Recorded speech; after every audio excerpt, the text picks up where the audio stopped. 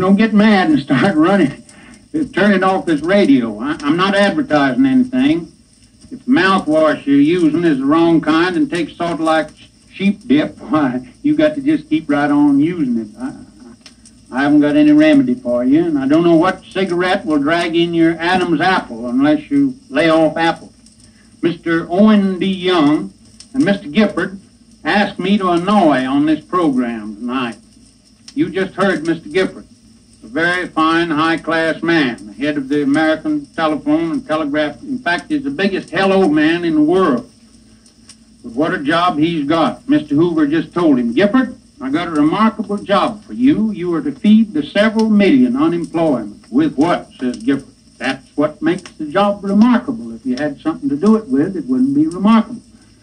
And Young, Owen D. Young, you know Young, he's the originator of the Young Plan. He's the originator of the Young Men's Temperance Union, the Young's Meat Markets, Young Kipper, and was the first Democratic child born of white parents in Youngstown, Ohio.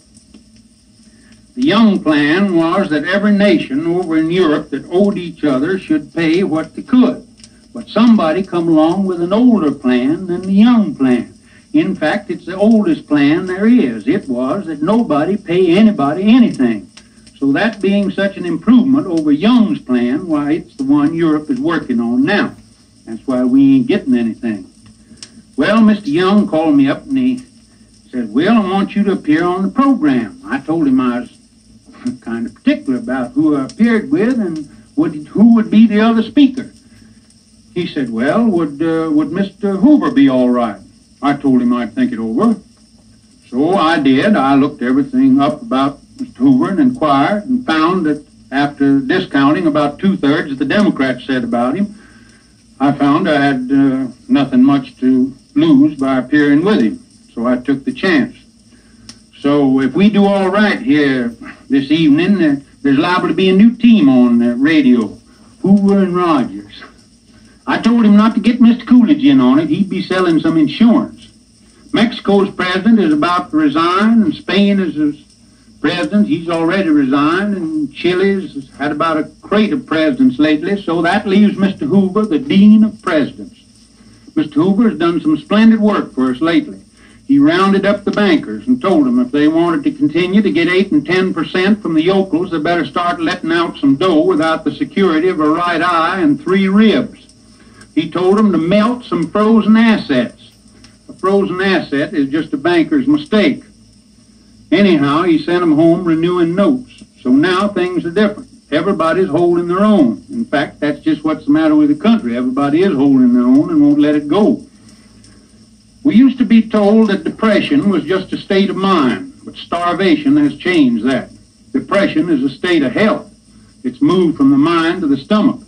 And it ain't really depression either. It's just a return to normalcy. We're just getting back to earth, and we've been away so long it don't look natural to us anymore. We're back to 2-bit meals and cotton underwear, and off those $1.50 steaks and the silk underrompers. The trouble with America is it's just muscle-bound from holding the steering wheel.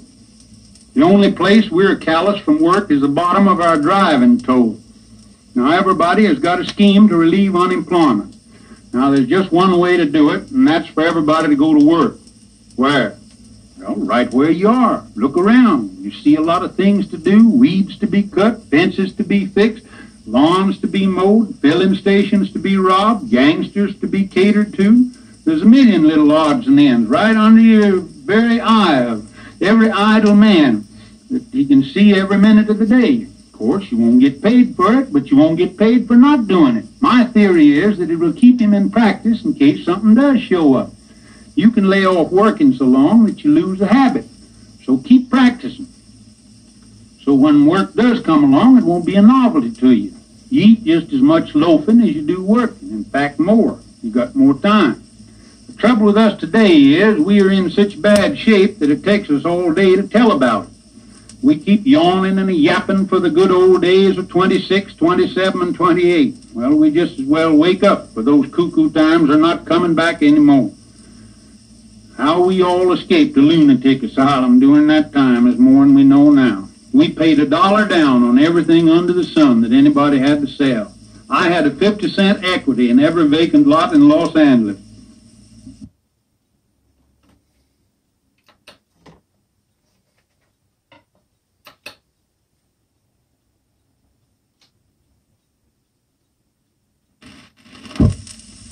Now here we are worrying and reading in the papers about 100 different problems that they got us all excited and making us believe they amount to something. This country has just got one problem. It's not the balances in Mr. Mellon's budget, or that's his worry, it ain't ours. It's not the League of Nations, that's we read a lot about in the papers, and it's not the silver question. Not a one of these problems mean a thing in the world to us, as long as we have 7 million of our own that are out of work. That's our only problem. It's to arrange the affairs of this prosperous country. Yes, prosperous country is what I said.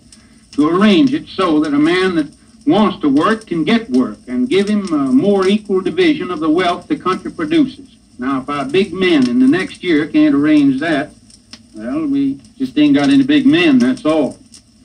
What does all this yapping about disarmament amount to compared to your own people that haven't worked in 2 years? What does prohibition amount to if your neighbor's children they're not eating? It's food, not drink, is our problem today. We were so afraid the poor people might get a drink. Now we fix so they can't even get anything to eat. Is Japan and China's troubles more to us than our own bread lines? We got more wheat, more corn, more food, more cotton, more money in the banks, more everything in the world than any nation that ever lived, ever did have. Yet we're starving to death. We're the first nation in the history of the world to go to the poorhouse in an automobile. Our potter's field is surrounded with granaries full of grain. Now, if there ain't something cockeyed in an arrangement like that, then this microphone in front of me is a mousetrap. It's simply a case of getting it fixed. All the feed is going into one manger, and the stock on the other side, the stall ain't getting a thing. But we're better off at that than a lot of nations are. They're hard up. They haven't got all this. We got it, but we don't know how to split it up.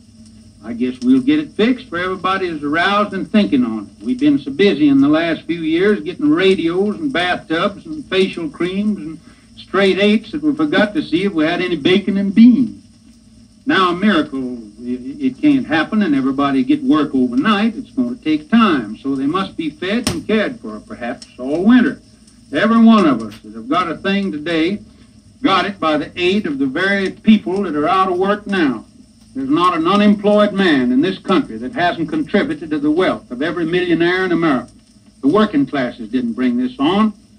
It was the big boys that thought this financial drunk was going to last forever, and overbought and overmerged and overcapitalized.